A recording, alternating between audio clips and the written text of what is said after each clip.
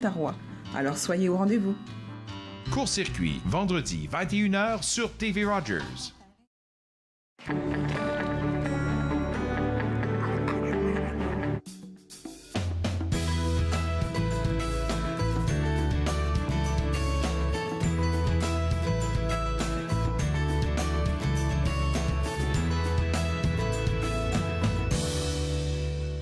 Bonjour et bienvenue à Entre nous, exclusivement sur les ondes de TV Rogers. Notre journée est assez chargée. Je suis Claude Andrea Bonny et je me ferai le plaisir de passer la prochaine heure avec vous.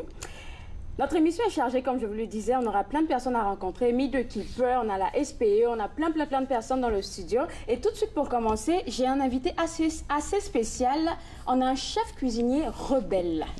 Alors, c'est qui le chef cuisinier rebelle? C'est moi, Antoine Sicotte, le cuisinier rebelle, qui est venu vous rendre visite ici à Gatineau. Ouais.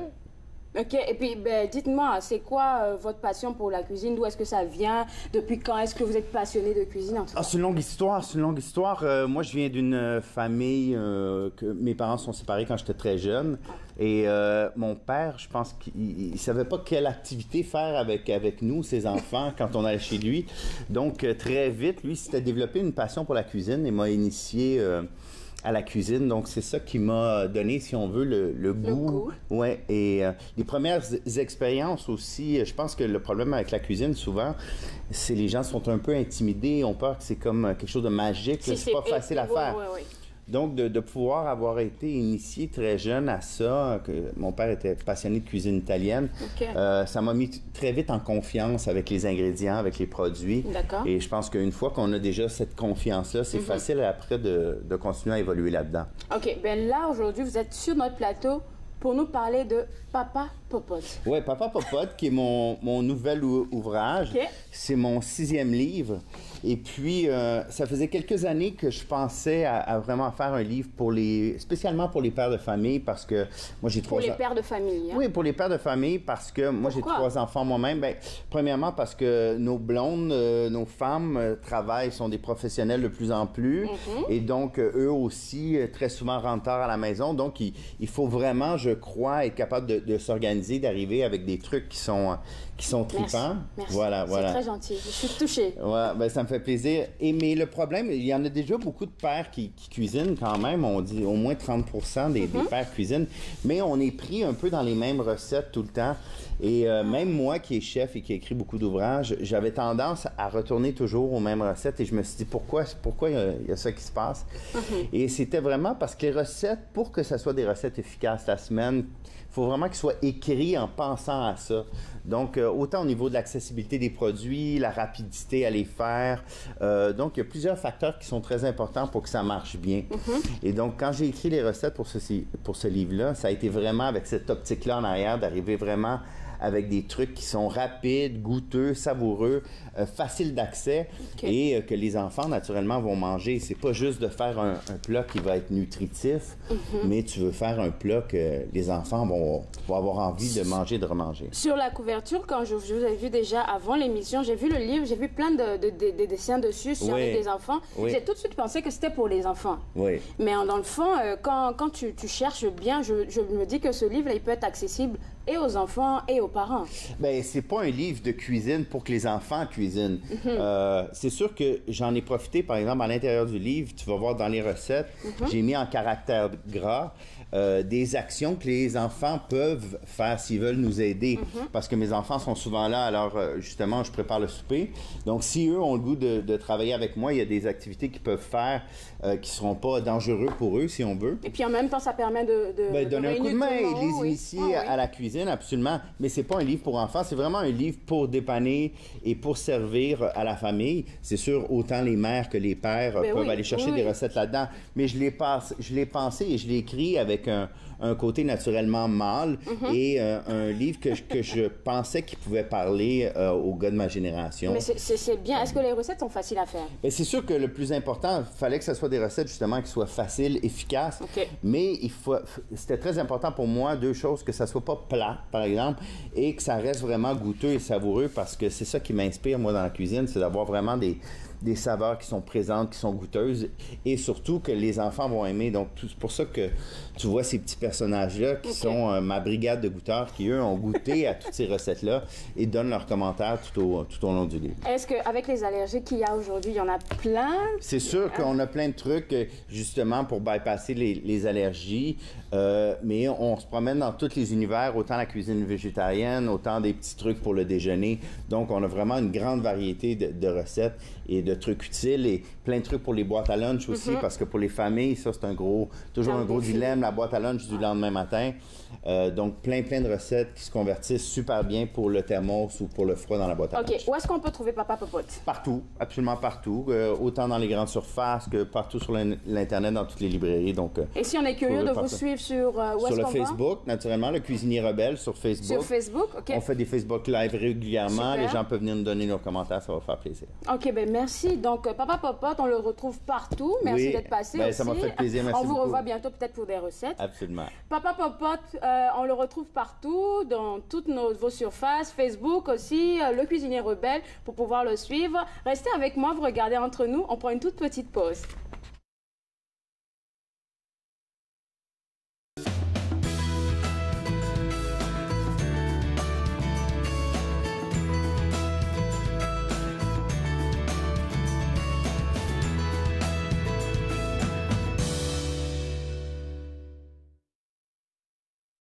Cette émission vous plaît? Vous pouvez vous en procurer une copie DVD en composant le 613-247-4601 ou en visitant le tvrogers.com.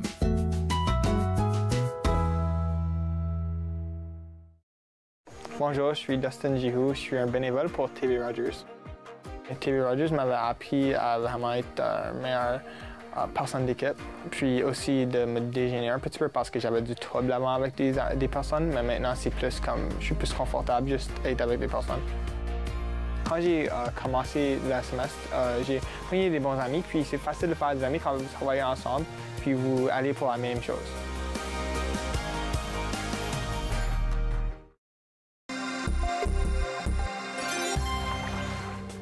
Un gilet de sauvetage ou un vêtement de flottaison individuel bien ajusté gardera l'utilisateur bien à flot, mais il importe de choisir la bonne taille. S'il est bien ajusté, il ne devrait pas se soulever au-delà du nez ou des oreilles de l'utilisateur. Habituellement, pour le VFI gonflable, la taille est unique. Lorsqu'il est endossé, il importe de desserrer au besoin les courroies pour permettre un gonflage adéquat du gilet. Nous pratiquerons un conditionnement physique très tonique de style aérobique qui portera sur les différents systèmes du corps. Satnam!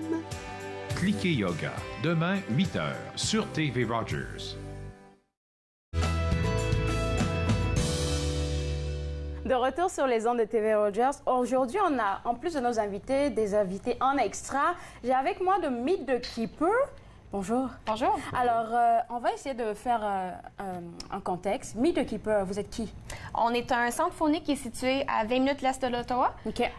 On est un centre faunique qui voyage le Canada pour principalement secourir des animaux. On a n'importe quoi à partir des primates, des reptiles, des mammifères et des oiseaux. On a un petit peu de tout. On spécialise dans le secourage et dans le sauvetage, je devrais dire, et aussi dans l'éducation du public pour la conservation de la faune, les bonnes notions à savoir avant d'avoir des animaux de compagnie, des choses comme ça. OK. Déjà, je vais partir sur ce que vous venez de dire. Vous avez toutes sortes d'animaux que vous recevez là-bas. Est-ce que vous travaillez avec tout ça en même temps?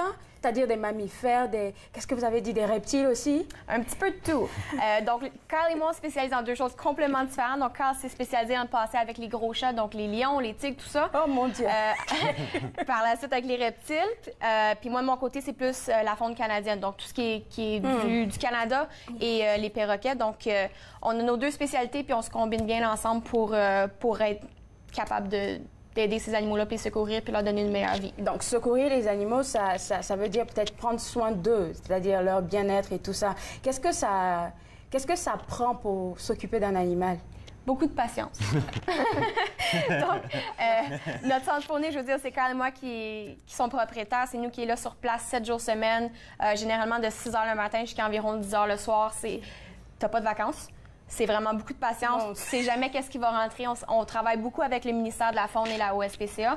Donc, on a beaucoup d'appels, puis on n'a jamais vraiment d'avis quand ça va arriver. Donc, si c'est une confiscation, un animal illégal, un cas de négligence, des fermes à fourrure qui se font fermer, on n'a jamais vraiment d'avis avant que ça arrive. C'est un coup de téléphone, puis c'est « OK, on a besoin de vous, puis vous devez être en chemin. » Direct là. Exactement. On est vraiment chanceux qu'on a des extrêmement bons volontaires qui viennent nous aider pas mal chaque jour de la semaine. On a des volontaires différents pour... Je vais essayer un jour, juste un jour. Mais là, vous créez forcément des liens avec ces animaux que vous recueillez chez vous. Oui. Et puis, Carl, moi, j'ai une question. On en parlait tout à l'heure de ton travail. Tu travailles avec des lions. Des gros chats, oui. Des gros chats comme des lions.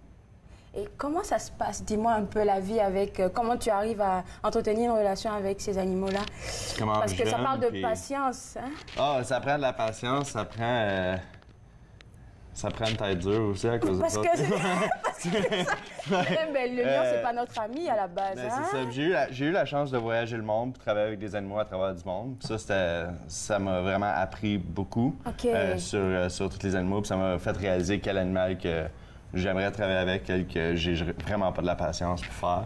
Donc, c'est vraiment intéressant de travailler avec la variété des animaux. Des gros chats. Voilà. OK. Et, ben, juste pour mon rappel à moi, toi, tu travailles avec quel genre d'animaux? N'importe quoi qui est de la faune canadienne. Donc, des ratons, des moufettes, des renards, des coyotes, des loups. On a travaillé un petit peu avec tout. Puis, on a un programme de remise en liberté. Donc, on va prendre des animaux de la faune qui sont orphelins, qui sont blessés, qui ont été abandonnés. Puis, une fois qu'ils sont assez vieux et qu'ils sont en bonne santé, ben, on peut les remettre en nature. Puis ça, c'est toujours notre but, c'est de remettre les animaux en nature. Vous avez parlé aussi de l'éducation des personnes avant d'adopter quoi que ce soit comme animal. Qu'est-ce que vous faites? Vous faites des formations? Vous faites des entrevues ou des conférences? On fait beaucoup de présentations dans des écoles, des musées, des événements privés. On fait des présentations éducatives où les gens peuvent s'amuser, apprendre et interagir avec ces animaux-là et en même temps apprendre que 95 des animaux sur le marché, ça fait pas des bons animaux de compagnie. Puis il y a un gros marché noir pour les animaux exotiques au Canada, puis la plupart des gens sont pas au courant. Donc ça fait toute partie de nos présentations, puis ça fait parcourir un petit peu le mot pour essayer d'aider ce côté-là du problème exotique au Canada. D'accord. Je pense qu'on a des amis que vous nous avez apportés ce matin. Oui. On commence avec qui? On va commencer avec Magic. Magic, c'est un de nos animaux qu'on a reçu le plus récemment. C'est un perroquet à tête brune qui vient d'Afrique. Donc, c'est un tout petit perroquet. Donc, lui, est juste ici. Il a combien de mois ou Elle a 5 ans et demi de ce qu'on s'est fait dire. Le problème quand tu vas secourir des animaux, c'est qu'on n'a pas toujours beaucoup d'historique. Donc, elle a 5 ans et demi en ce moment. Puis, elle peut vivre environ 40 à 60 ans. Moi, je sais que, en tout cas, dans les films que j'ai eu à regarder, les perroquets, ils parlaient. Est-ce que tous les perroquets parlent? Pas toutes.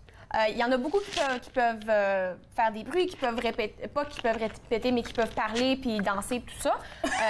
Mais c'est un mythe qu'ils vont répéter. La plupart des gens pensent que si tu répètes des mots constamment, c'est ça qui va arriver, mais ils ont vraiment la mentalité d'un enfant de 3 ans toute leur vie.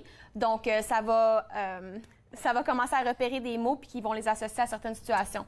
Donc, c'est plus comme la mentalité d'un enfant. Et puis, Magic, vous avez dit que vous l'avez depuis une couple de mois. Combien de mois? Vraiment, 2 mois. 2 mois. Et puis... Ouais. Ça, c'était l'animal, c'était quelqu'un... Il a eu son nom parce que c'était l'animal d'un magicien. Ah, donc, c'est vraiment cute comment il fait, mais c'était plus l'animal du magicien, puis il l'a fait adopter. Puis là, les personnes ne voulaient plus le toucher, il avait un peu trop peur, donc on l'a eu. Mais c'est vraiment cute. C'était intéressant, parce que lui, quand on allume les lumières, puis il fait noir, puis là, quand il commence à faire soleil encore, il va dire « tadam! » C'est extrêmement adorable. Oh, c'est mais cute. ouais, c'est pour ça qu'il y a eu le nom de Magic. Magic. OK. Ben vous, combien de temps ça vous a pris pour... Parce qu'il était habitué à quelqu'un. Comment est-ce que vous faites avec ces animaux que vous recevez? Ça doit être difficile. Encore, ça revient à la patience. Surtout avec les oiseaux, c'est un des plus gros problèmes.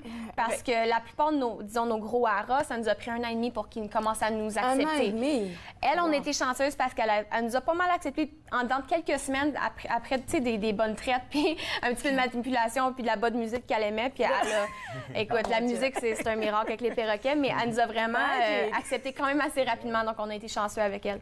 Alors, oui. Et puis, comment est-ce qu'on peut s'y prendre personnellement, par exemple, nous, si on veut peut-être adopter un animal ou, je sais pas, est-ce que vous me permettez d'adopter chez vous? On a certains cas qui vont rentrer avec des animaux domestiques qu'on peut remettre en adoption si les animaux sont en santé puis qui ont un bon tempérament. Donc, ça l'arrive. S'il y en a, on va les mettre sur nos médias sociaux puis on va les publier là. Mais la plupart du temps, c'est des animaux exotiques qu'on va recevoir. Puis, comme je dis, les perroquets, beaucoup de tortues, beaucoup de reptiles, ça fait pas des bons animaux de compagnie à cause de leur espérance de vie. Oui, c'est ça. Non seulement ça, mais aussi, tu sais, il y a beaucoup d'entretien, la chaleur, la nourriture. C'est pas aussi simple que les gens y pensent. Donc, on dit toujours aux gens, faites votre recherche. Savez qu'est-ce que vous êtes en train d'acheter ou d'adopter parce que c'est un gros problème. On reçoit des appels à chaque jour pour prendre des animaux en main. Alors, on parlait d'espérance de vie tout à l'heure quand vous parlez de tortues et de perroquets. Elle, par exemple, son expérience de vie, elle va jusqu'à combien? 40 à 60. Quoi? C'est là? Elle est toute petite, elle va continuer de grandir. Elle va pas être bien plus rose que ça. Mais c'est... Ouais, ça vit longtemps, puis le monde, ça n'attend pas. Puis il faut vraiment que tu bâtisses une famille. Il y a des animaux, il faut que tu bâtisses une famille, puis là, tu le donnes comme à des générations d'enfants. Elle est vraiment cute, notre Magique. Bien, on va prendre une toute petite pause et je sais qu'on a 2 autres amis qui sont là et qui nous attendent. On va prendre une toute petite pause et on revient tout de suite après pour parler avec Meet the Keeper. Pardon.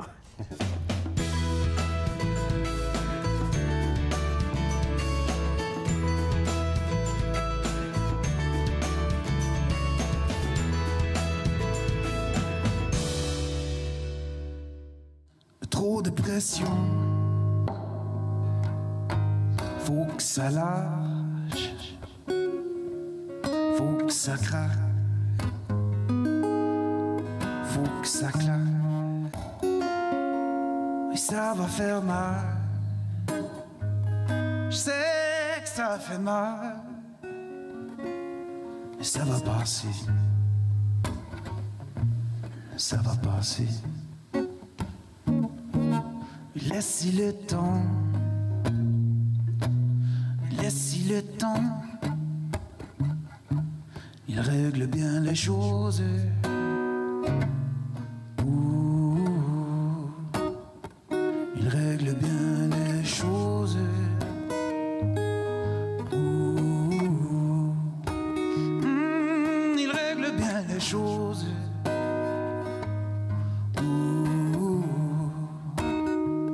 Règle bien les choses. La nuit languit, les journées traînent, je transgresse, je me rince. Quand viendra le répit, quand viendra le...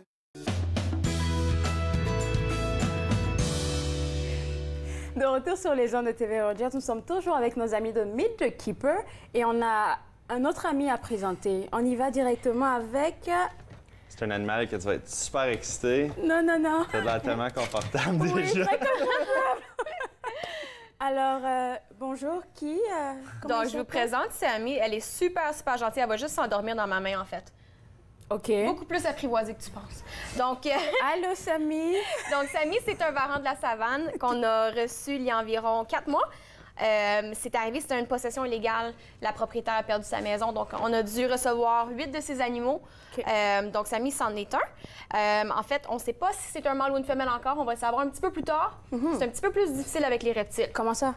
Faut que tu attendes généralement jusqu'à temps qu'il y ait 1 an. Puis après ça, c'est une petite procédure un petit peu invasive pour savoir, pour déterminer le sexe. Ah, okay. Donc, on va pas faire ça tout de suite. Donc, Sammy, c'est un nom qui pourrait aller des 2 côtés. OK. Mais ça, c'est le cousin le plus proche du dragon de Komodo. Mon Dieu. Oui. Okay. Elle n'est pas adulte. Elle va devenir 3 pieds et demi de long. D'accord, parfait. Alors, donc là, combien de mois est-ce qu'elle a ou combien? Elle a 9 mois en ce moment. 9 mois, d'accord. Ouais. Et puis, Sammy, elle mange quoi? Elle est omnivore, donc elle va manger beaucoup d'œufs. Des fois, elle va manger des fruits et elle mange beaucoup de viande, donc des petits rongeurs. D'accord. Et ça vous a pris combien de temps pour l'apprivoiser? Parce qu'elle n'était pas à vous, donc vous l'avez reçue et tout. Non, mais elle avait été manipulée en passant avec l'ancienne propriétaire. Donc, en dedans de quelques semaines, elle était habituée avec nous et elle se laissait prendre. Puis maintenant, depuis qu'elle est sur une bonne diète puis qu'on a tout traité ses problèmes médicaux, Il n'y a aucun problème, elle nous fait confiance. Comme vous pouvez voir, je la tiens même pas, puis elle se sent vraiment en sécurité. C'est un animal qui est vraiment, vraiment calme dans le monde des lézards. Est-ce que ça serait pareil si Kyle la prenait? Absolument. Ouais. On peut essayer? Juste oui. OK, Samy. OK, bon, on va continuer l'entrevue. Samy est bien loin. Elle est bien loin maintenant. Mais en fait, j'ai cru qu'elle allait comme essayer de bouger un peu, mais elle est beaucoup plus calme que comme animal. Mais ça pourrait pas être un animal de compagnie, ça, dans le fond. Hein? Il y a des gens qui en ont comme animaux de compagnie. Il y en a qui sont super bons pour le côté entretien. Le problème, encore une fois, espérance de vie, le montant d'espace qu'ils ont besoin, parce que tu peux pas garder ça dans un petit terrarium, dans un petit enclos. À 3,5 pieds, ça a besoin de beaucoup d'espace. Comme un grand espace ou qui va rester dedans, comme un aquarium, disons? Non, généralement, c'est un enclos qu'il faut que tu construises avec du sable puis un petit peu de... C'est du matériel spécial. Ils ont besoin de se cacher, donc ils ont besoin d'aller des fois sous terre ou en dessous de l'écorce ou des choses comme ça, un petit peu plus naturelles. C'est de les nourrir à chaque 2 jours avec de la viande puis des œufs et des choses comme ça. Donc, c'est pas aussi simple que les gens y pensent. Donc, ça revient encore une fois à faire leur recherche avant d'acquérir des animaux. C'est ça que j'allais poser comme question. On a parlé de la nourriture comme... on les nourrit à... Samy, on te nourrit à chaque 2 jours. Est-ce que tu peux nous répondre, Samy? OK.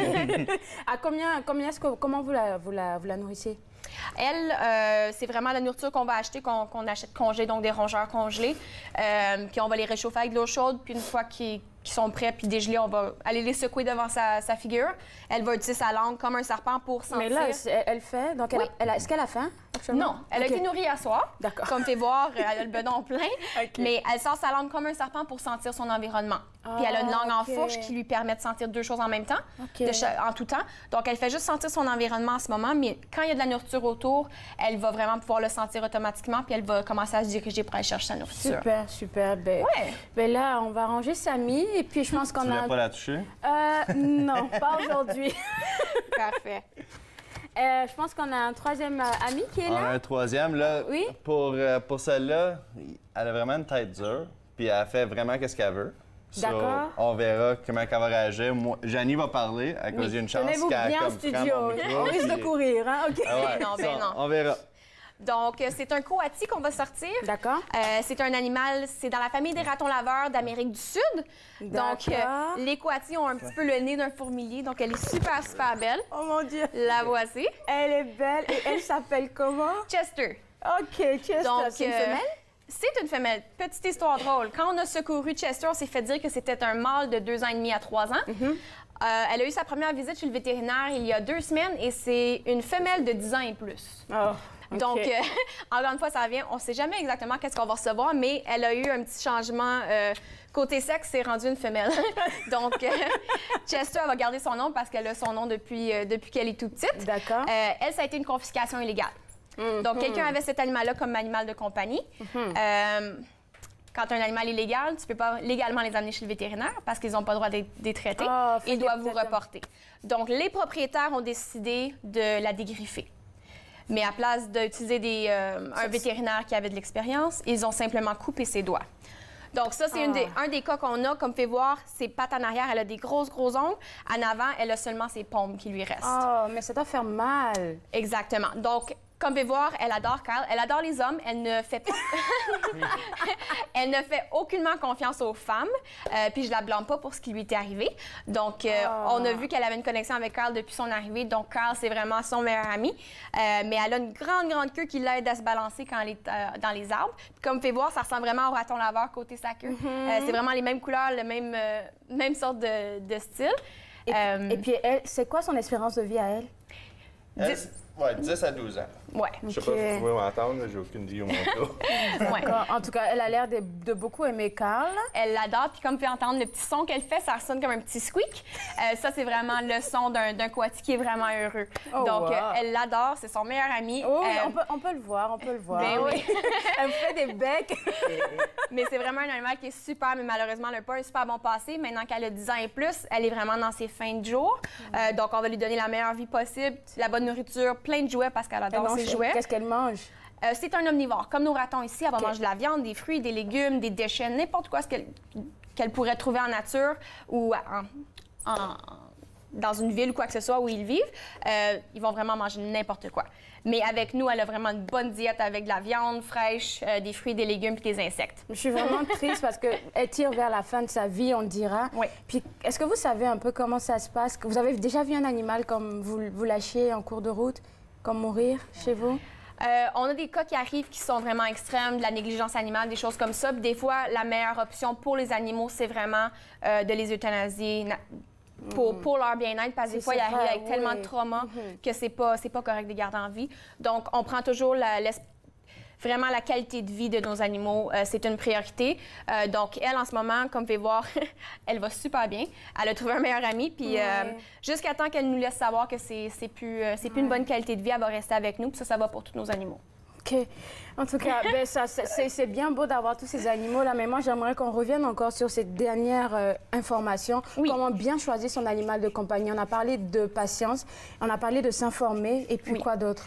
Donc, on mentionne toujours que c'est important de savoir leur espérance de vie, combien d'espace qu'ils vont avoir besoin, non seulement quand ils sont jeunes, mais quand ils vont être adultes, et quel genre de nourriture qu'ils ont besoin. Parce qu'il y en a certains animaux exotiques qui ont besoin de la nourriture que tu as besoin de faire importer. Donc, ils ne se retrouvent pas dans des animaleries normales. Donc, ça fait toute partie de nos éducations. Puis, il y a une histoire aussi, on a mis sur notre page Facebook, ça nous a vraiment touchés émotionnellement parce que il y a quelqu'un qui a décidé d'acheter une chèvre. Une chèvre? Un bébé chèvre. Puis ils ne savaient pas qu'il fallait que tu donnes du lait.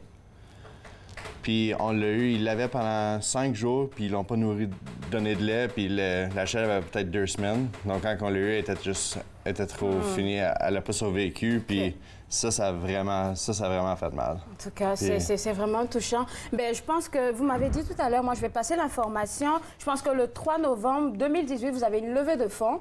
Et puis pour toutes les informations, pour la levée de fonds, pour voir votre travail, on peut juste se rendre sur le Facebook de Meet the Keeper. On était avec Meet the Keeper, avec nos amis. Ils vont revenir nous voir tantôt, restez connectés. Et juste après la pause, on va parler d'une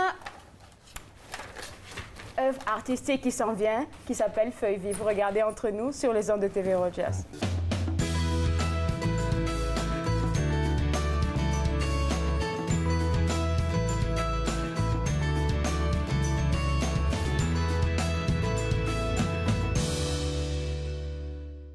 Je me lève un matin, on est en 2020. Ça faisait longtemps que j'avais dormi autant. J'allume la radio pour la météo. On m'annonce tout bas que c'est le moment de combat. C'est l'apocalypse. C'est l'apocalypse.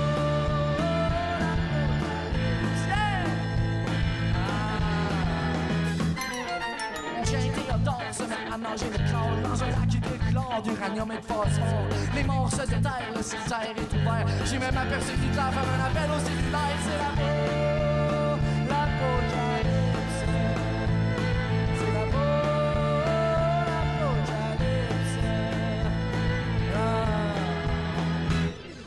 Dans tous mes états, j'appelle Météo Média. Je dis bonjour monsieur, dites-moi donc un peu ce que je peux bien faire.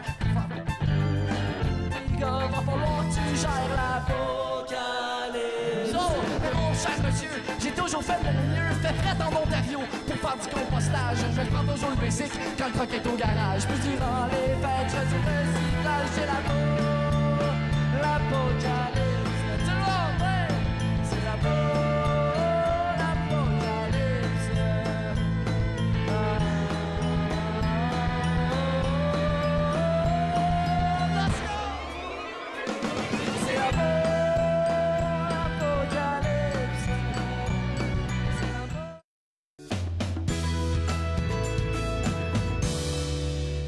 De retour sur les ondes de TV Rogers, j'ai eu du mal à le prononcer tout à l'heure, mais on va parler de l'événement Feuille vive. Et avec moi, la directrice artistique de Feuille vive. On se connaît un peu parce qu'on a discuté comme il y a une couple de mois, et puis vous êtes encore là. On va parler de votre événement Feuille vive qui s'en vient bientôt. Oui, alors, c'est absolument. quoi les Feuilles vives? Alors, Feuille vive, c'est un événement de mise en lecture de textes de théâtre. Alors, c'est quoi une mise en lecture de théâtre? En fait, c'est que dans la plupart des cas, quand on écrit un spectacle qui est à la base de mots, il va y avoir une étape qui arrive qui est que les mots sont sur papier. D'accord. Et donc, la plupart du temps, dans un processus de création, on s'assoit à table et on va lire ces mots pour commencer à entendre un peu cette histoire avant même qu'on la transpose à la scène.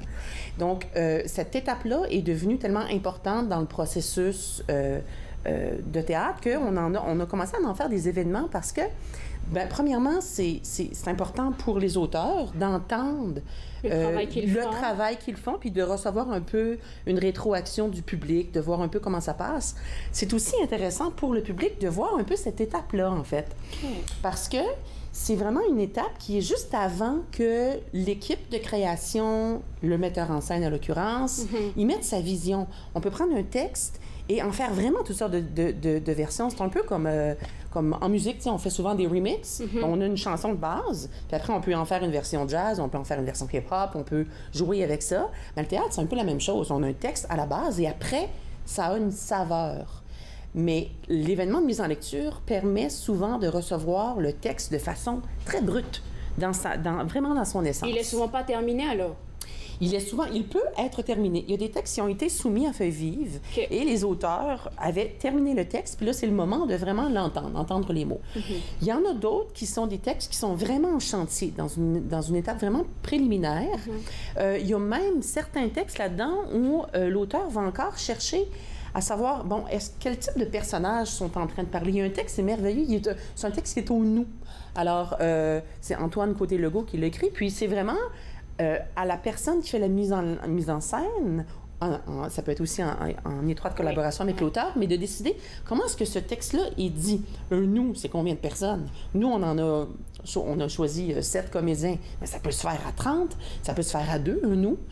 Donc, ça devient vraiment un jeu choral qui dit quelle réplique à quel moment. Donc, ça, c'est tout un travail qui est amorcé pendant le travail des mises en lecture. Ça, c'est un exemple, mais il y en a plein comme ça. Il y a des textes qui sont...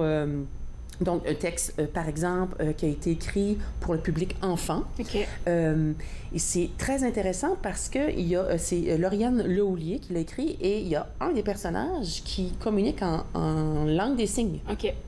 Donc, le spectateur reçoit la proposition avec langue signée et un personnage parlant.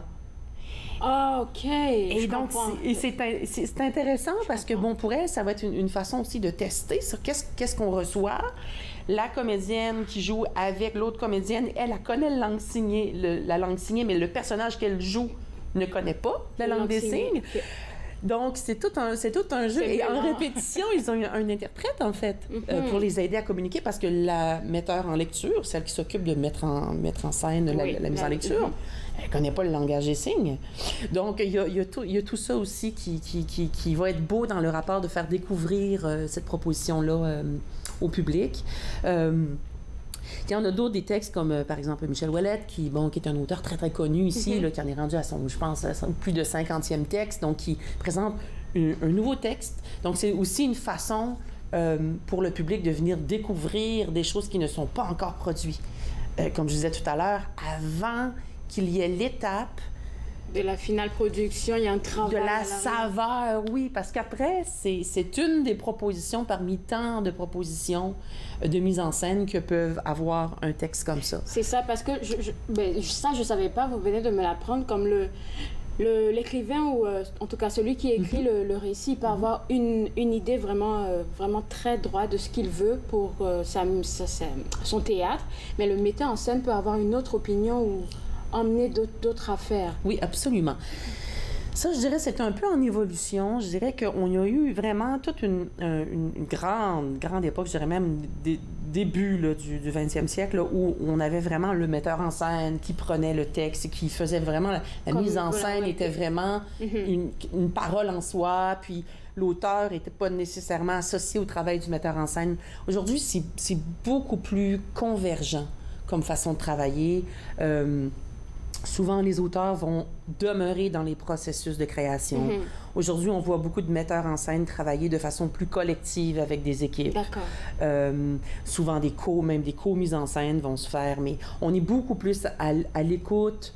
Donc, ça devient... On est comme dans un retour du travail collectif. C'est intéressant quand même dans une époque où on est de plus en plus individualiste, mais moi, en tout cas, ça me fait du bien de voir ça. Ce travail un peu collectif qui revient comme ça.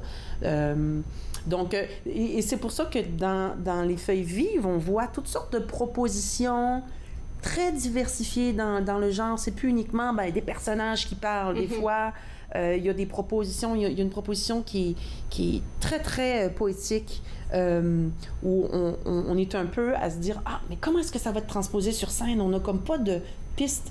Il y en a parfois qu'on voit en mise en lecture. Moi, j'ai souvent entendu des publics dire que la mise en lecture était tellement bonne que je vois pas ce que la production peut me rajouter.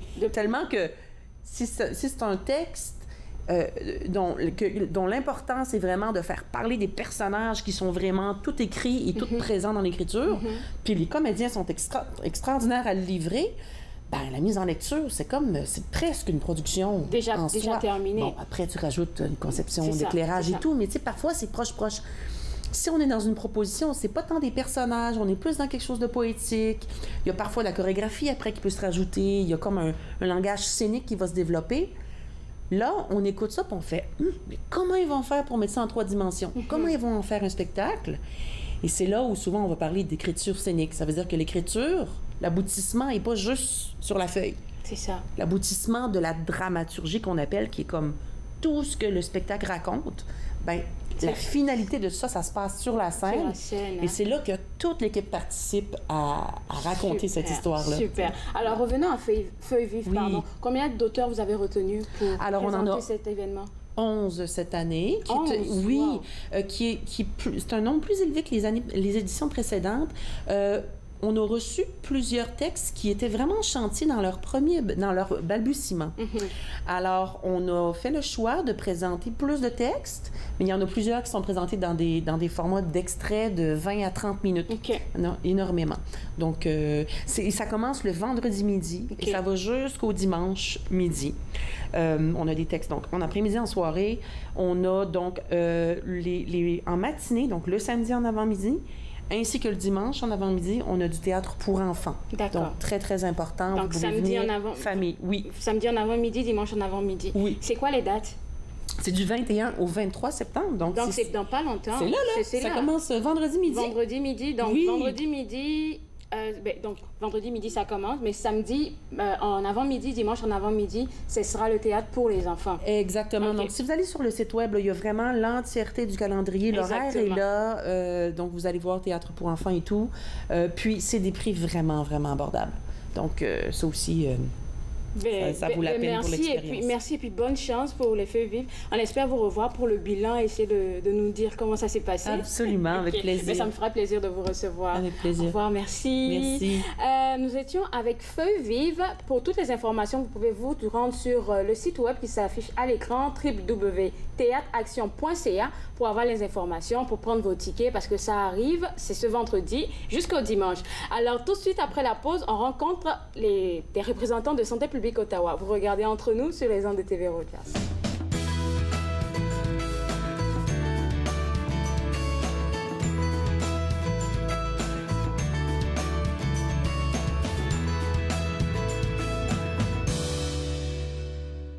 De la vie, la beauté d'un dessert, un cœur sauvage, l'aveu à jamais, sourire caché, aventure de paix, le sang qui rêve sera voir le succès, de loin ou de près, saison solitaire, confort sincère, amour sévère, soleil en arrière, le ciel à la mer, trésor découvert comme une fleur en hiver, conseil, mystère, confiance, rebelle, pure dévotion, immortelle, essence nouvelle, bijou, modèle, fidèle, petite perle, issue d'une compassion qui tue, confus, dépression en vue, perdu, délicat vécu, papa, où es-tu rendu?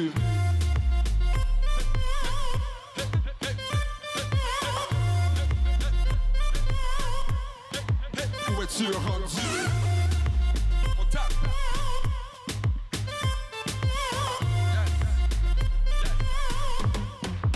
Où es-tu rendu? faible sur les moments tendres. Petite leçon difficile à vendre, une nom difficile à comprendre. Solitude que j'aimerais revendre. Loin de toi, je ne me retrouve pas. Si tu reviens, serre-moi dans tes bras. Regard au loin vers l'au-delà. Est-ce qu'un jour on se rêvera? Conseil, mystère, confiance, rebelle, pure dévotion, immortelle, essence nouvelle, bijou, modèle, fidèle, petite perle, issue de compassion qui tue, confus, dépression.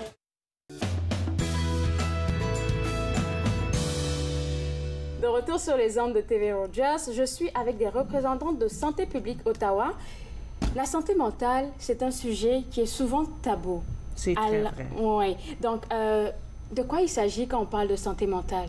Alors, la santé mentale, c'est quelque chose qu'on doit parler de, parce que la santé mentale, c'est à la même ordre que la santé physique. Les deux existent à l'intérieur de nous. Et puis, c'est important d'en parler. Tout comme on va peut-être parler qu'on a un mauvais rhume et puis qu'on se sent pas bien. Puis peut-être qu'on va prendre des démarches pour s'aider, pour surmonter un rhume. La même chose est vraie avec notre santé mentale. Il y a des moments dans notre vie où est-ce que c'est plus difficile. Puis ça fait partie de la vie. C'est moins le fun, mais on s'entend que ça fait... Clair que c'est moins le fun.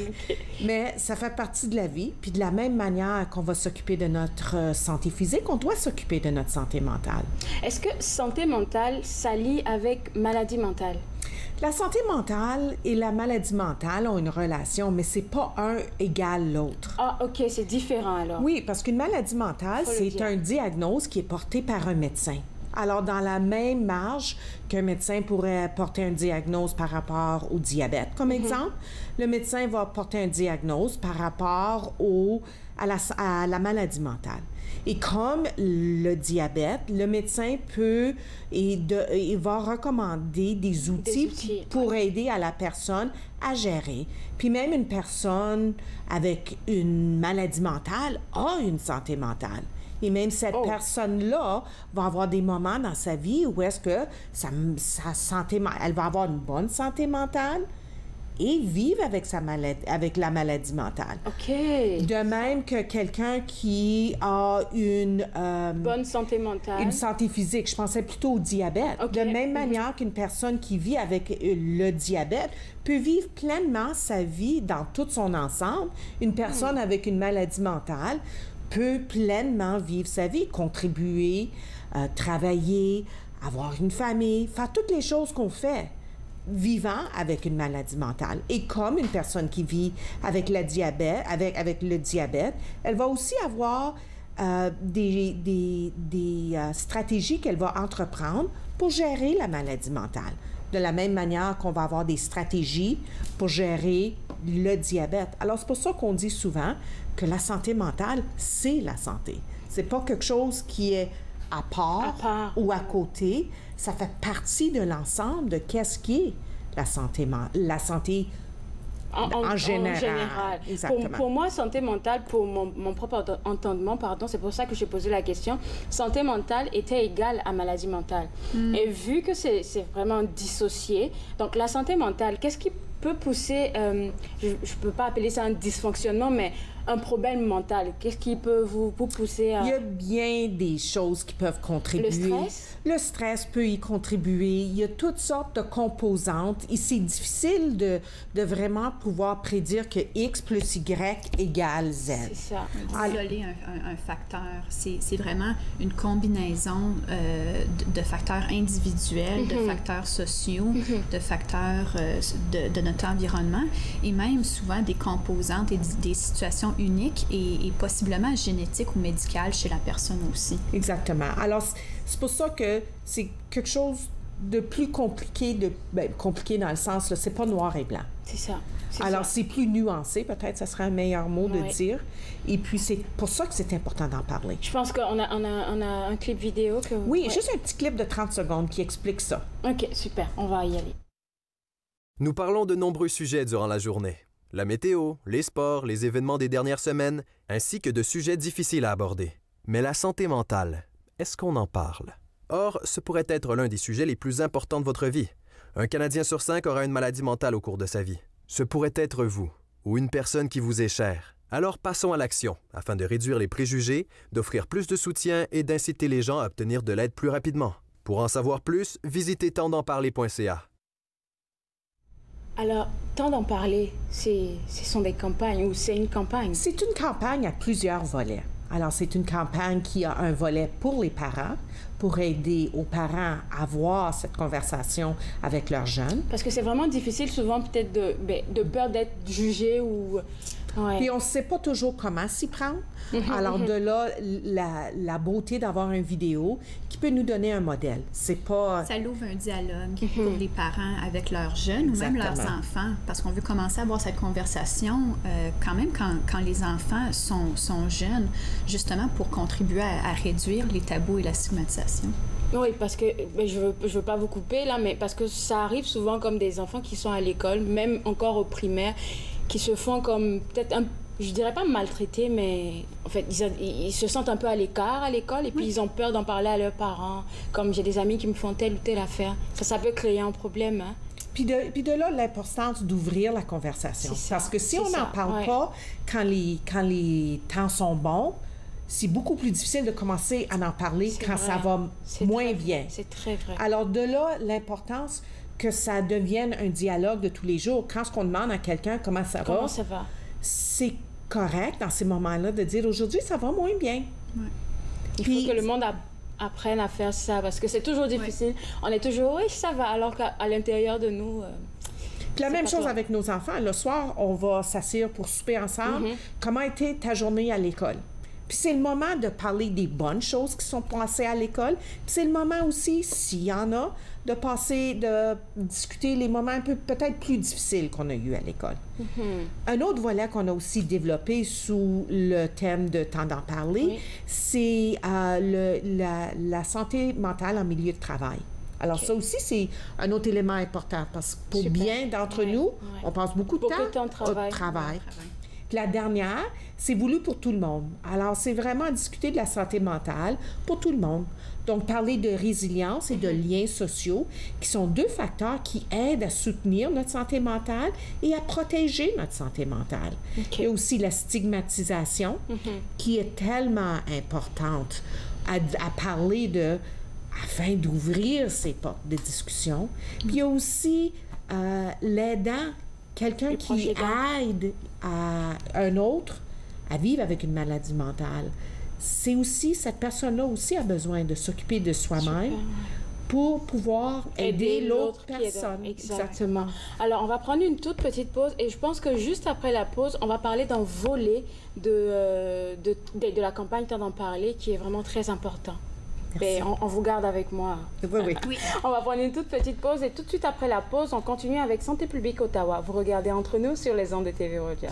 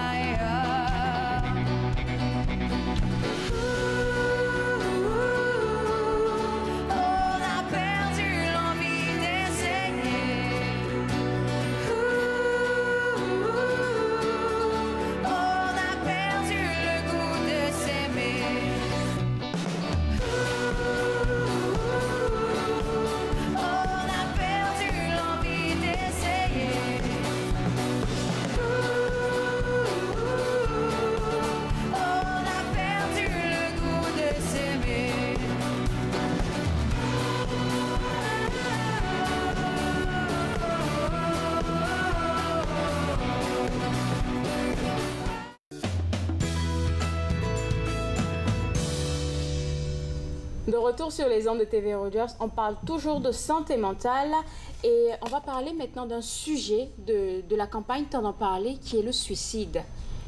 Oui, alors la campagne T'en en parler, comme Carole disait plus tôt, ce qui est bien, c'est que ça l'entraîne le dialogue ouvert. Alors, on a 2 vidéos de notre campagne T'en en parler. Soit une vidéo sur la stigmatisation, une autre où on parle de l'importance de parler de sa santé mentale. Quelque chose qu'on a remarqué qui a été vraiment quelque chose de positif durant les dernières années, c'est comment que non seulement on voit que les gens de plus en plus sont ouverts à parler de leur santé mentale et de leurs troubles de santé mentale, on voit que les gens reconnaissent l'importance de parler ouvertement du suicide aussi. Du suicide. Donc, parler ouvertement du suicide, ça demande beaucoup, je dirais, beaucoup de courage parce que passer de l'autre côté comme ça, ben, si on parle de suicide, c'est qu'on a envie de se suicider. Peut-être qu'on n'est pas arrivé aux moyens. Et c'est là que peut-être les vidéos et votre campagne permettent de, je vais dire, réduire le risque, peut-être. Oui, absolument.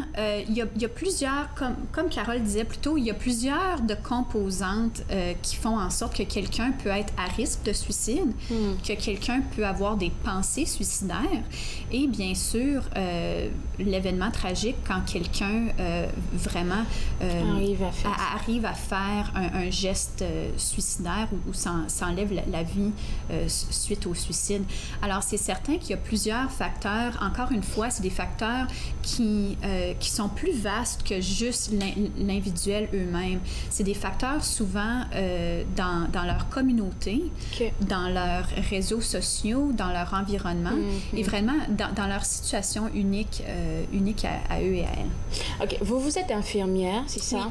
Et vous avez déjà eu à travailler avec des personnes, comme être proche de des personnes, pas forcément qui sont sur la route ou la voie, qui ont envie de se suicider, mais des personnes qui ont un problème comme de santé mentale. Oui, absolument. Dans le contexte d'être infirmière en santé publique, c'est certain que notre travail est souvent plus au niveau de la promotion de la santé mentale et bien sûr de la promotion de la santé mentale envers comment est-ce que nous, d'une façon communautaire, est-ce qu'on peut contribuer à réduire le suicide.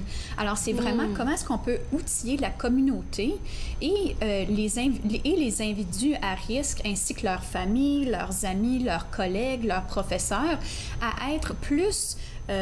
avoir plus de connaissances sur les ressources communautaires disponibles.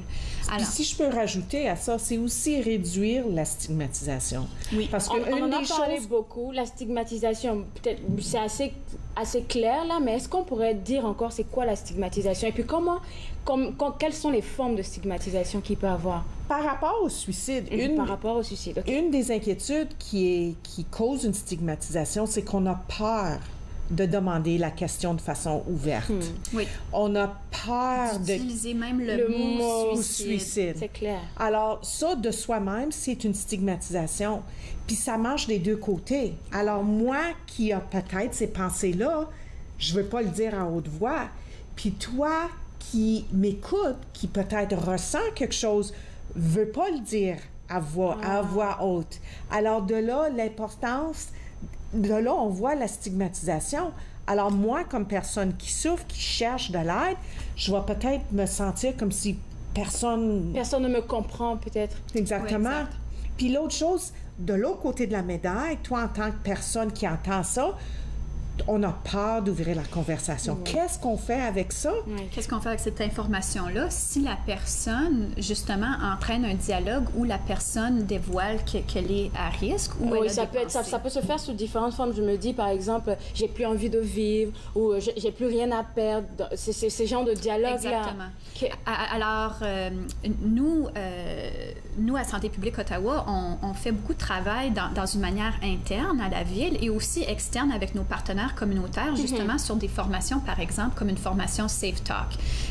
Alors ça, c'est une formation qu'on donne. C'est un atelier où c'est vraiment comment est-ce qu'on peut être plus alerte au suicide et comment est-ce qu'on peut faire un lien avec une personne à risque avec justement des ressources communautaires qui peuvent les aider.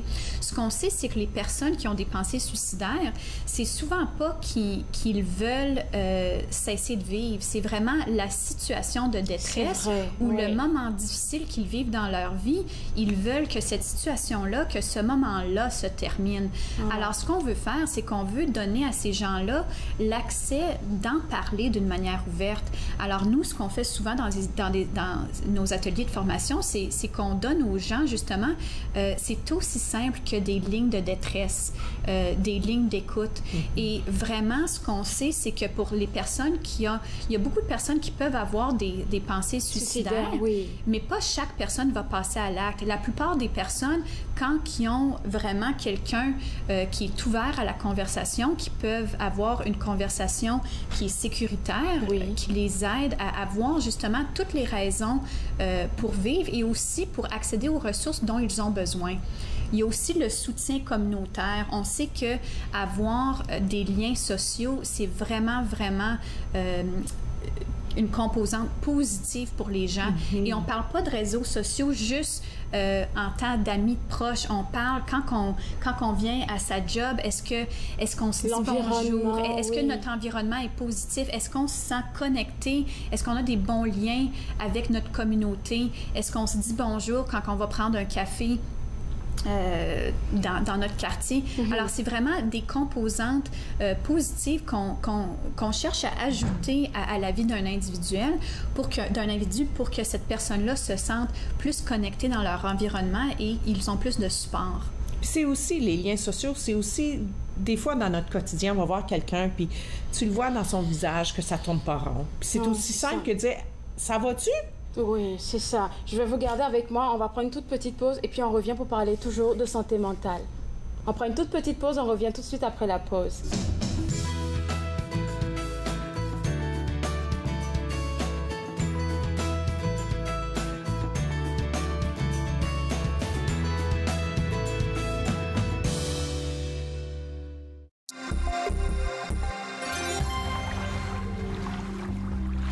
Les voies maritimes pour les bateaux motorisés, surtout ceux à fort tirant d'eau, sont habituellement démarquées par des balises.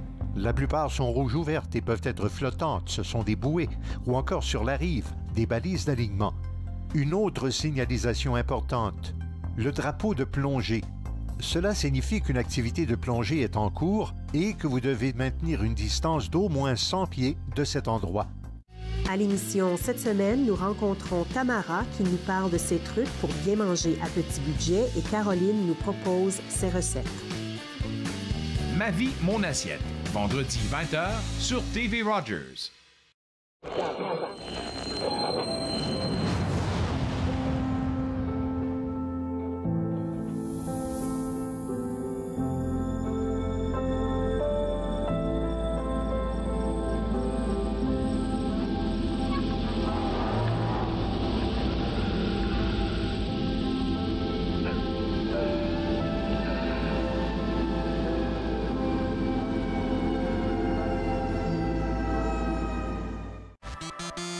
À la prochaine émission, je rencontre le guitariste Van Wan Lee, l'animal noir des médias sociaux.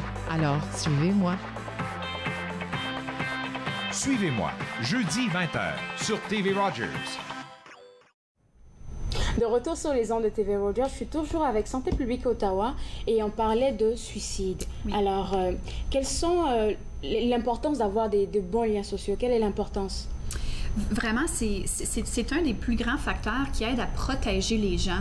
Alors, vraiment, quand les gens passent au suicide, c'est quand on ne voit plus la lumière dans le tunnel. On voit plus le bout. On s'enfonce de plus en plus et ça devient noir, ça devient quand même très négatif. Alors, on cherche à avoir de l'aide.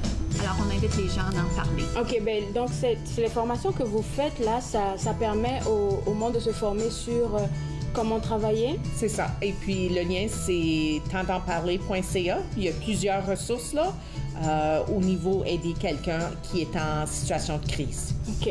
D'accord. Ben, merci pour toutes ces informations-là. Merci et puis on espère vous revoir tantôt.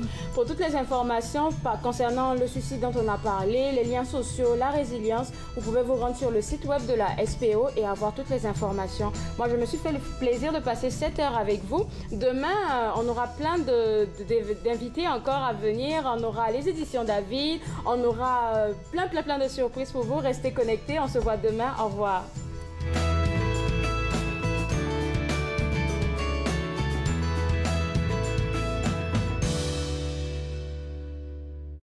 Faites-nous part de vos commentaires en composant le 613-521-2323 par courriel sur Facebook et Twitter.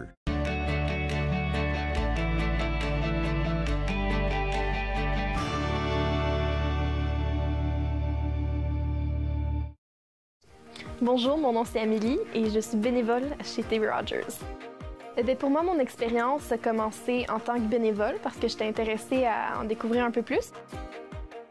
Il y a vraiment une aire de famille à Rogers qui ajoute beaucoup à l'expérience. C'est une porte qui s'ouvre, qui en ouvre plusieurs autres et qu'on aime ou qu'on n'aime pas ça, on va en retirer quelque chose.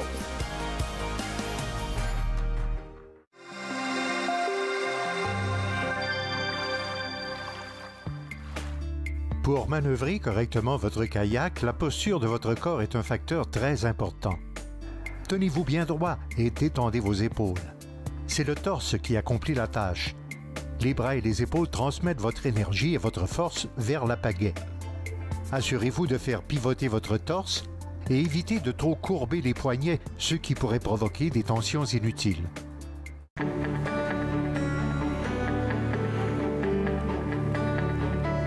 Regardez TV Rogers, Ottawa.